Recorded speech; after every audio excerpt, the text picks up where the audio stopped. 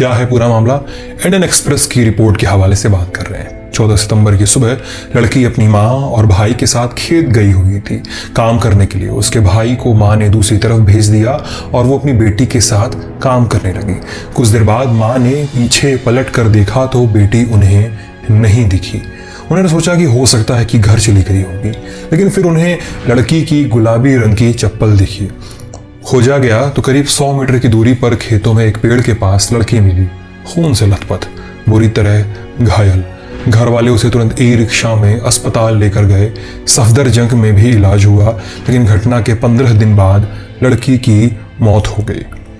Hathras SP Vikrant वीर ने लड़की के इलाज के दौरान बताया था कि उसे गर्दन में गहरी चोट लगी थी, और वहीं लड़की का इलाज करने वाले डॉक्टर्स ने कहा था स्पाइनल कॉर्ड यानी रीढ़ की हड्डी, जिस पर सारे शरीर का नर्वस सिस्टम टिका होता है, उस हड्डी में गहरी चोट लगी है, जिसके कारण पीड़ित के चारों लिम्स यानी हाथ और पैर पैरालाइज हो गए हैं। इस वजह से वो ठीक से सांस भी नहीं ले पा रही है। इन चोटों के अलावा लड़की की जीभ काटे जाने की भी खबरें आई थी। शुरुआती मेडिकल रिपोर्ट ने कंफर्म किया था कि उसे गला दबाकर मारने की कोशिश की गई थी। वहीं डीएम प्रवीण कुमार लक्षकार के साथ एसपी विक्रांत वीर सिंह ने भी कहा है कि पीड़िता की जीभ कटी होने की खबरें सच नहीं है। परिवार क्या कहता है? परिवार के मुताबिक मुख्य आरोपी गांव में ही रहने वाला 20 साल का संदीप है। पीड़ित परिवार का कहना है कि संदीप ऊंची जात से आता है। उसका परिवार हमेशा से गांव के दलितों को परेशान करता रहा है। 19-20 वर्ष पहले दोनों परिवारों के बीच लड़ाई भी हुई थी। संदीप के दादा ने पीड़ित लड़की के दादा को छोटी सी बात पर पीटा था, जिसके बाद SC/ST एक्ट के तहत केस भी दर्ज हुआ था। 3 महीनों तक वो जेल में भी रहा था। एक्सप्रेस की रिपोर्ट के मुताबिक जिला अधिकारियों ने बताया कि गांव में 600 परिवार रहते हैं। इनमें से आधे ठाकुर हैं, 100 परिवार लगभग ब्राह्मण हैं और करीब 15 परिवार दलित समुदाय से ताल्लुक रखते हैं।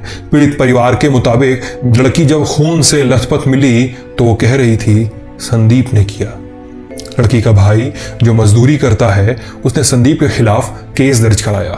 लड़की के भाई का कहना है कि अपर कास्ट वालों ने हमेशा से हमें नाम से बुलाया, हमने उन्हें इग्नोर किया। संदीप शराबी था जो औरतों को परेशान करता था, लेकिन कभी किसी ने उसके खिलाफ शिकायत नहीं दर्ज कराई थी। घटना के बाद कुछ देर के लिए जब लड़की को होश आया था, तब उसने पुलिस को बयान दिया था। बताया था कि 4 लड़कों ने उसका गैंगरेप किया। बयान दर्ज करने के बाद पुलिस ने संदीप, उसके अंकल रवि जिनकी उम्र 35 वर्ष के आसपास बताई जा रही है, एक दोस्त लवकुश को गिरफ्तार कर लिया। 26 सितंबर को चौथे आरोपी रामू की भी गिरफ्तारी कर ली गई। लड़की की मां का कहना है कि घटना के बाद लड़की ने उन्हें बताया कि संदीप और रवि ने उसे पहले ही धमकी दी थी। मां ने रोते हुए कहा कि उसने पुलिस को बताया कि वो इस डर से घर से बाहर निकलने से कतराती थी कि संदीप परेशान करता है। काश मैं ये बात जानती, अब बहुत देर हो गई है। उस दिन भी मैं 100 मीटर दूर ही थी उससे, मैं उसे बचा सकती थी। काश मुझे सुनने में दिक्कत नहीं होती, मैं उसकी आवाज़ सुन सकती थी। पुलिस का कहना है कि चारों आरोपियों के खिलाफ गैंगरेप और हत्या की कोशिश का केस दर्ज करके जांच हो रही है। जल्द से जल्द चार्जशीट फाइल कर दी जाएगी। एसपी विक्रांत वीर का कहना है कि पुलिस चाहती है कि मामले को फास्ट ट्रैक कोर्ट में ले जाया जाए ताकि परिवार को जल्द से जल्द न्याय मिले, जल्द से जल्द एक्शन लिया जाए। वहीं सोशल मीडिया पर यह मुद्दा हाथरस गैंगरेप के मामले के नाम से ट्रेंड कर रहा है। लोग लगातार आरोपियों को फांसी पर लटकाने की मांग कर रहे हैं।